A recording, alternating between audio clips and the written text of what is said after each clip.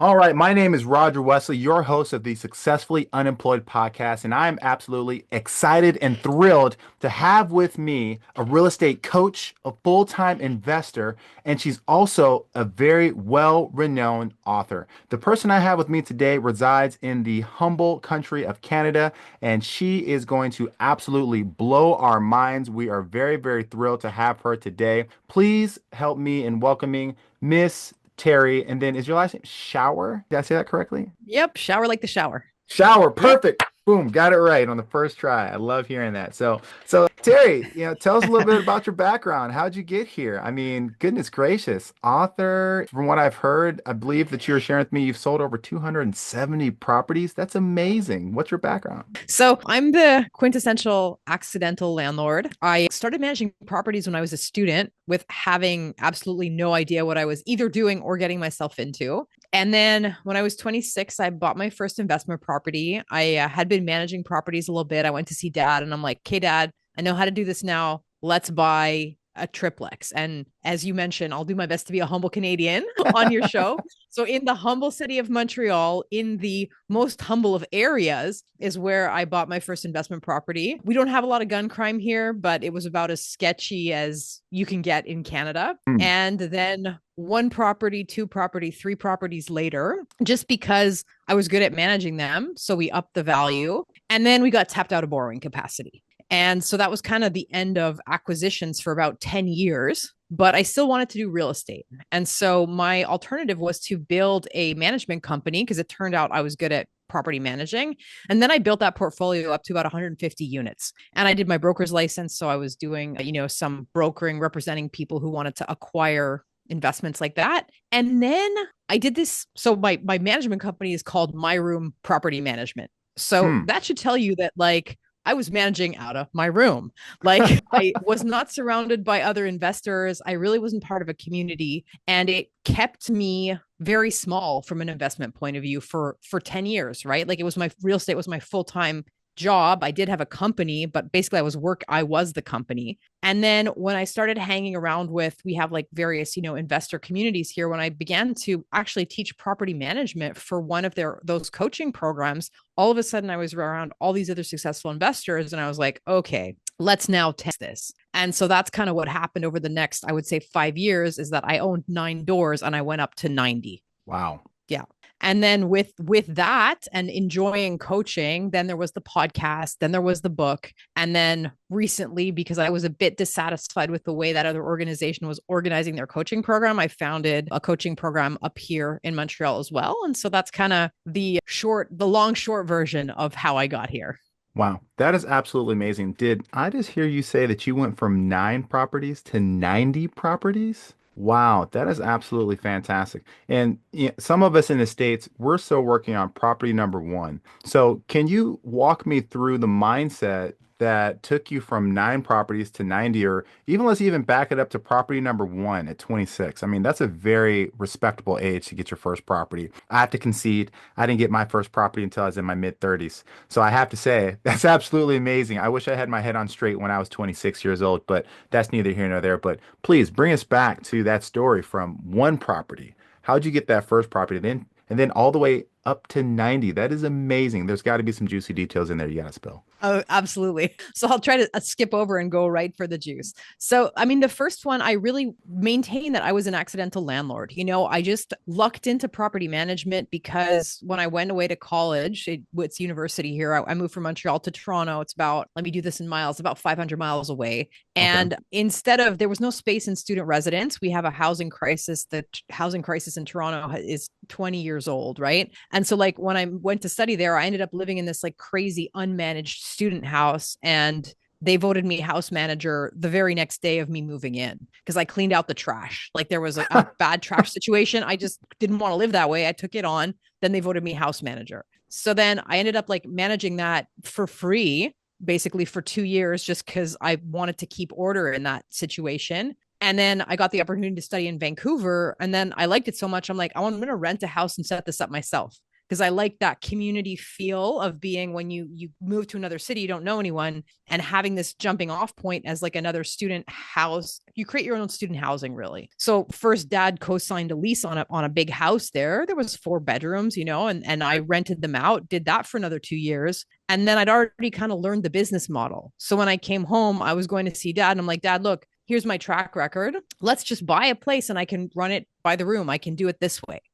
So I think if anything, to go back to that, like, 2 things came together. One was I read Rich Dad Poor Dad, and I was like, Mm. I'm never getting a real job. Like, it's a scam. So I was studying, and I'm like, I'm not going to fall into that trap in the first place, right? So like I love to joke that like the only job I ever had was in a management company because I was going to try to clone it one day. So like I Hmm. never had it. I went straight from school into that, so I never had a real job. So I think if you can bypass the step of getting into the workforce in a conventional way, that's obviously the easiest. But we can get to that a little bit later. So that was the first thing, was Rich Dad Poor Dad, and then the second thing was just having those property management skills. And to your listeners who are maybe not, maybe they already do work a W-2, like for me, that working in a property management company was just so key to what I ended up doing in real estate. And it doesn't have to be property management.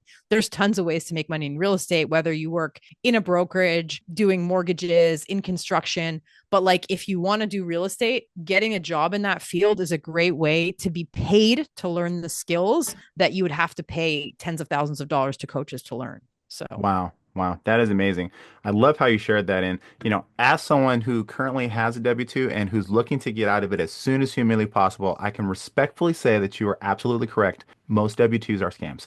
That's just my humble opinion as someone who has one. Yeah, that's just my personal opinion, and I strive to be out of it as soon as possible. But that leads me to my next point of how awesome it is to be able to interview successful entrepreneurs like yourself who are full-time investors. And from some of the books that I've read and some of the people I've had the blessing, privilege, and honor of being able to interview, I hear some almost billion-dollar mogul mindset comments coming out of your mouth right now, and I'm really fired up to hear. Can you please walk me through how you got to that step at 26? You said the very next day they voted you house manager. So right before that, was there an entrepreneurial mindset that was in the background as you were being raised, maybe from your childhood, or what was it that really gave you that courage to be able to step up into that role when opportunity presented itself? So just to be clear, like, that moment happened when I was 19. Like, I moved out of my parents' house and into this crazy student house that I was then managing at the age of 19.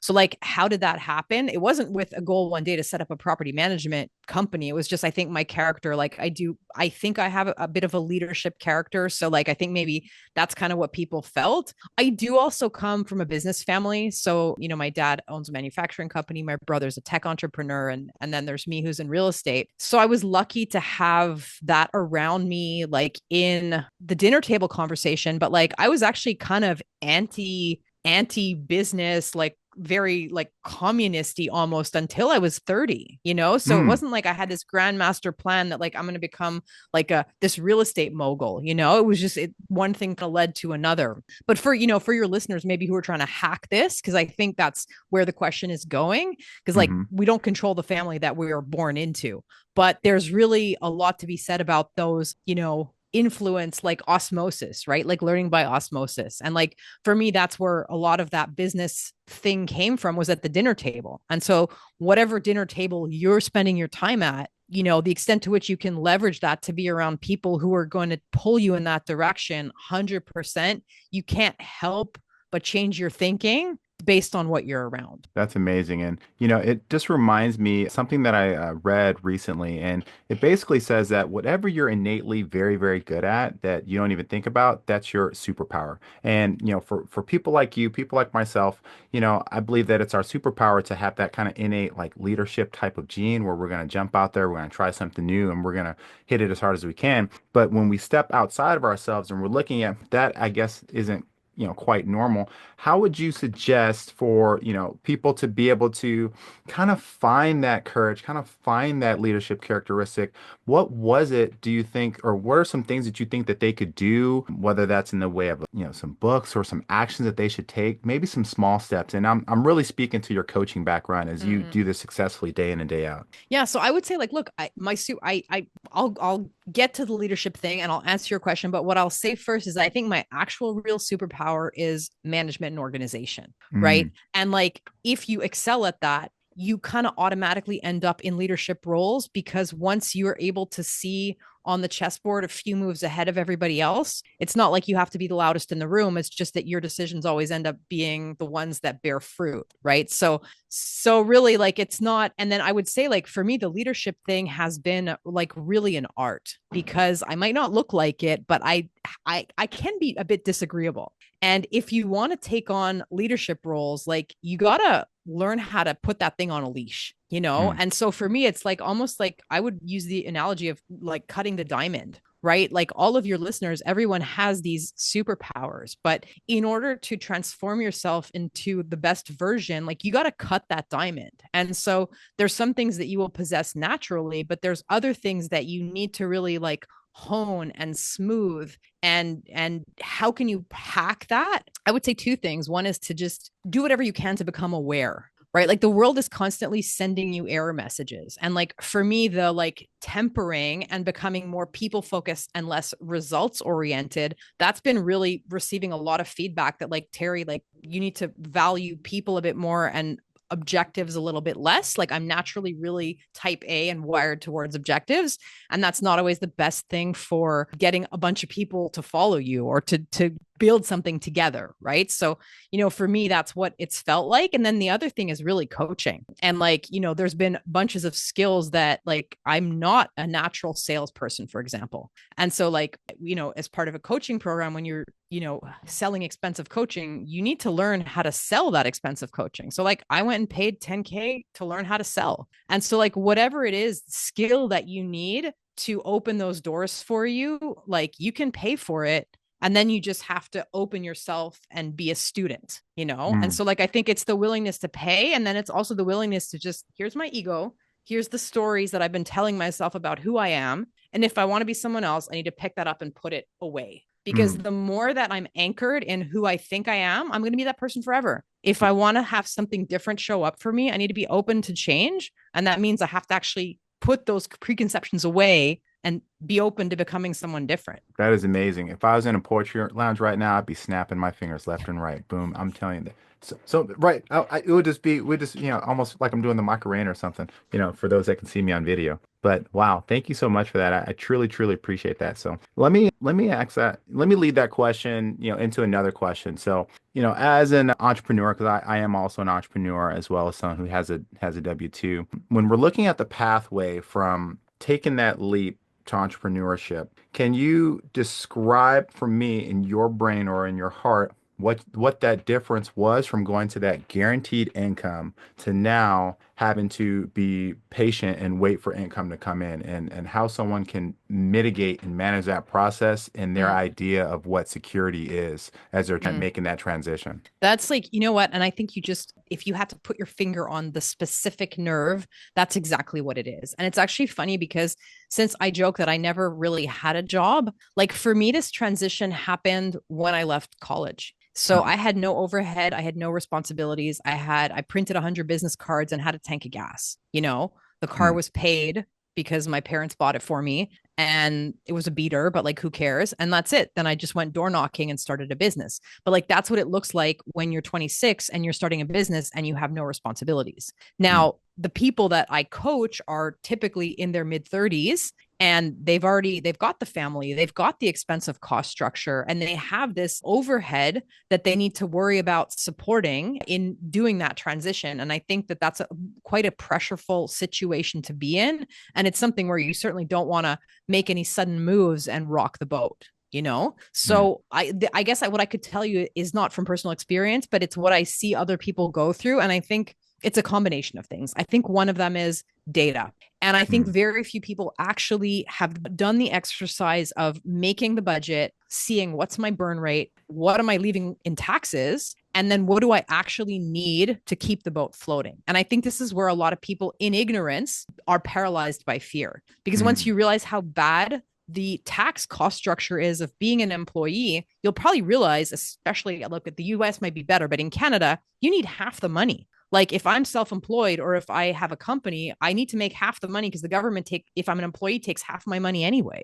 So Mm, like if you're used to taking in 100K in your job, you only need 50K of revenue to replace that, really, if you're mm, self-employed or own a company. So that's one thing. And then what's your burn rate? If you don't know what your own burn rate is, how can you put that floor there of this is the minimum amount of money I need? And if I have 100K in an account or 50K in an account, if that can take care of my family for the next year, then what am I worried about?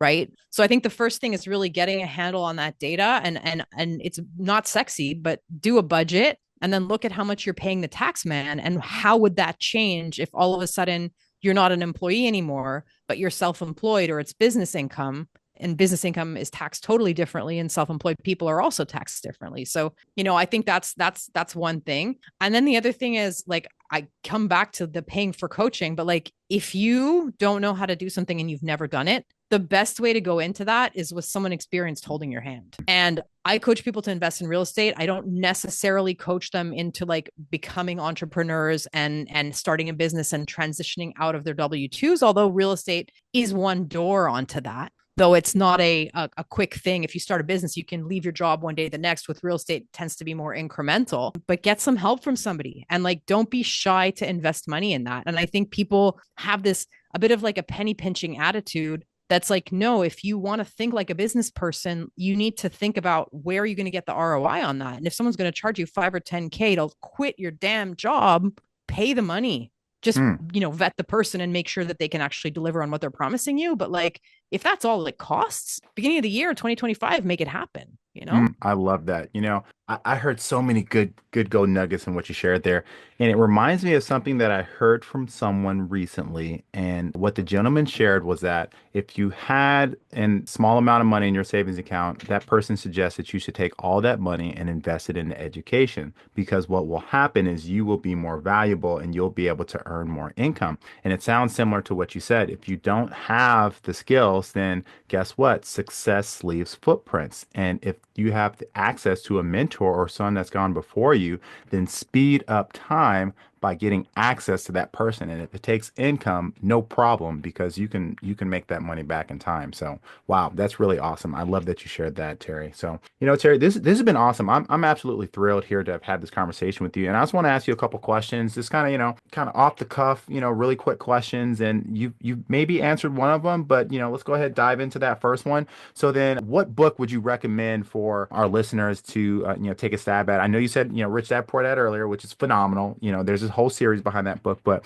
what book would you recommend for someone right out the gate? Yeah, well, I mean, right now I'm actually an audiobook listening to Atomic Habits, which Mhm. it was so all over the place that like when a book gets so popular, I tend to like kind of zap it just because I feel like it's too popular. But like there's actually a lot of value in there. And I think, in terms of thinking about the things that we surround ourselves with and a lot of the things that we put down to discipline, right? Like I think we overstate the case sometimes for discipline. And that's the point that the author makes, really, is that, a lot of it has to do with how you structure your environment, and that by eliminating the triggers for bad behaviors and placing the triggers for good behaviors around you, you can really like hack that. And I think that applies to like absolutely anything that you're trying to do. So that's a book that I've enjoyed recently. Obviously, there's also my book, Mindful Landlord, if you're interested in, growing that, taking the real estate route. And I would say the thing that's nested in there, which has been another game changer for me, is that mindfulness aspect. We haven't talked about it so far, but I did have a side hustle. I can't call it a hustle. I was a competitive fighter for a while in martial arts, and so that's where I came to this mindfulness methodology, which is really a way to understand how your consciousness works and then get the most out of it. And if I can give you like just a 2 minute, there's your thoughts, which are like the radio that's always playing. There's your emotions, which are like the lights on the dashboard telling you when something could go wrong, right? Fear, anger, whatever it is. And then there's presence underneath that. And the extent to which you can be in presence and not in the other two levels allows you to really use your mind to its full potential. So I lay that out in my book along with some investing tips. And I think that if people are not familiar with that methodology, it's the kind of thing that's just going to help you no matter what you want to do.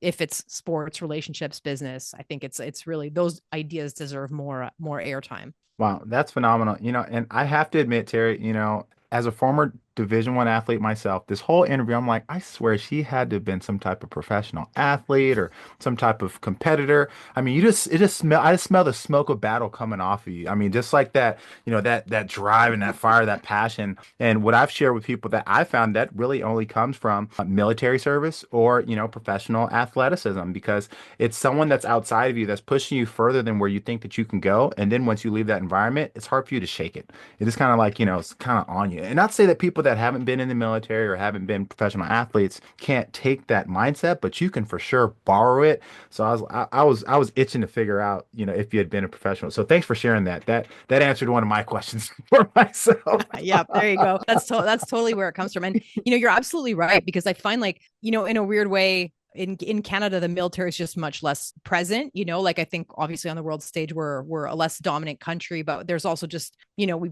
have less of a military budget. So I think that when I meet ex-military people, it's like pretty much always when I'm traveling in the US, but that there is a commonality somehow between that experience and then what you get out of, elite sport, I guess you could say, and especially fighting sports, right? Because like when you're getting in the ring with someone else and, somebody might be walking out there on a stretcher, like that's a pretty pressureful situation you have to psych yourself into.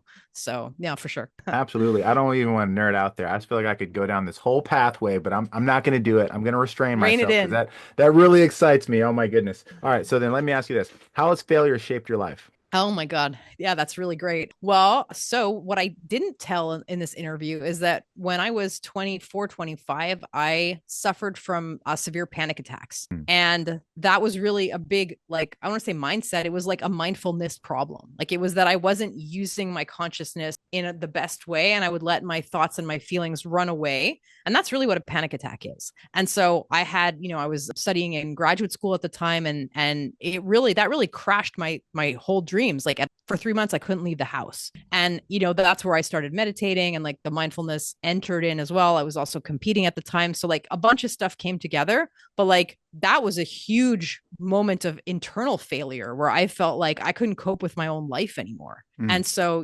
getting out of that and understanding just how important it is to have a sound mind, 100%. That's shaped the person who I've become like 100%. And that's also, the motivation behind writing the book, I guess, is also that like, yeah, that can help you excel. Mindfulness can help you excel in business, but it can also pull you out of a really dark place, some really dark Hmm. places. And so in Hmm. that respect, I think it's just worth it as a life skill. Wow, that is so amazing. I love how you shared that. And, it just reminds me, you keep coming back to this mindfulness, you keep coming back to it. And I think it's so important, honestly, because, a friend of mine had shared with me years ago, he shared with me this. And for those that can see me on camera, I'm just going to stick out my left hand and I'm going to stick out my right hand. He said, okay, put your hands in front of you. Now move your hands over your ears. And he said, okay, in between your hands is a problem, right? In between my hands is my head. And it's all about the way that I think, the way that I perceive things. And I perceive these things to be problems instead of opportunities, then what I'm going to find is that there's more negative than there is good. And, what I also heard recently from an amazing gentleman was that, have you ever seen a one-sided pancake? Have you ever seen a one-sided piece of paper? They don't exist. There's always two sides. And if you can flip that side over and get into the right frame of mind, you're going to see the opportunities and it's going to help you to capitalize. So that is absolutely phenomenal. I'm so glad that you shared that. And Terry, my modality actually is real estate as well. So I don't believe I'm quite as far on my journey as you. So from a real estate perspective, what would you suggest for someone that's just getting into this space, that's seen some ups and downs, that has properties, right? Where would you suggest that kind of that person goes from that first year of real estate investing? Hang out with other investors. Mm. Like if I could go back and give my 26-year-old self advice, doesn't matter if you feel stupid, doesn't matter if you're the dumbest person in the room, doesn't matter if you have imposter syndrome, just like force yourself to keep showing up there because the things that you will learn within those communities, like that's the one thing that helped me test my portfolio in a short amount Mm. of time, right? Is like just being around those other people and understanding like what did they do, what problems did they have, how did they overcome them, and then obviously, like you said, paying for coaching and investing in that as a way to accelerate that. But if you don't want to spend $0, just find out where those meetups are in your area, find out where the online get togethers are, and just hang around with other people who are doing what you do. Wow. Wow. Terry, you would have thought that you and I had known each other for years as some of these responses. It's so amazing that you mentioned that because we have a mutual friend by the name of Dustin Heiner. And I Mhm. actually wasn't really interested in being an investor until I got around him and I went to his conference, which is Real Estate Wealth Builders Conference. And I got around a lot of investors. And, I learned that I was down on what I wasn't up on because I wasn't up on the information. And once I got up on the lifestyle of a real estate investor and up on how simple it is and how it's not that complicated, I dove right in and have been blessed since then to actually host a real estate meetup right here in the lovely city of Phoenix, Arizona, Real Estate Wealth Club. Phoenix. So, you're hitting the nail right on it. I just feel like I'm getting confirmation from this conversation, and hopefully our listeners are getting just as much value from this, Terry. So, all right, Terry, one more question for you, and before I get to the last question. So, okay, in terms of the real estate industry, right? In terms of, all because real estate is very big. There's so many different modalities. If you could go back to the very beginning of your real estate career, from commercial to residential to land contracts to, short-term rentals to medium-term rentals to storage facilities, where would you get your start in the very beginning? So I'll preface this just by reminding everyone that I'm in Canada. So this might not be the best advice for Americans. This is like a Canadian specific kind of answer. And so I started in residential. I bought triplexes in Montreal. We're actually the densest city in North America. So we don't have single family homes here. We have like Hmm. triplex. It's kind of like New York, right? And so like really that is the way to start here. We also don't have as many complex products like self-storage, trailer parks, land, all that stuff up here is like really quite a few chess moves away, and like it's a very marginal and not necessarily the best or the fastest path to wealth. And like I now do multifamily, but I would not necessarily encourage that as the place to start. I think you're better with a simple residential property if it's single family, condo, triplex, like that kind of thing. Get your feet wet, understand whether or not you like it, and then build out from there. There's so many different kind of business models in the thing, but I think you need to first get some learning under your belt. And whether you're doing that as a partnership, whether you're doing that in a joint venture capacity, I would suggest that really that's the simplest and like lowest. It's a super low hanging fruit. Like, why would you not just do it? Wow. Wow. Thank you so much for that. Terry, this has been absolutely amazing. We have to know, where can our listeners find you? Where can they get a copy of your book? Where can they hear your podcast? Where can they get more of this information? Because I'm telling you, you have just wowed me today. And I know that the people listening to this podcast are going to rewind it 2 or 3 times just so they can get these gold nuggets. Awesome. So, on my podcast, the Real Escape Investing Podcast is part of the Master Passive Income Network. So, if you're already listening to Roger on Successfully Unemployed, we're part of the same network. So, you just need to go in there to the network page and you will find my show. That's super easy. My book, Mindful Landlord, is available on Amazon. Obviously, that's international. So, US listeners, Canadian listeners, everyone can get that at the same place on Amazon.com. And if you want to reach out to me, I'm active on all social media, though my favorite's probably LinkedIn. And I do have a website, terrieschauer.com. Wow. Thank you so much. That was absolutely amazing. Thanks so much for being on the Successfully Unemployed podcast. I sure hope you have a phenomenal rest of your day, and I can't wait to connect with you again in the future. It's been fun. Thanks so much for having me on, Roger. You're welcome. Bye bye.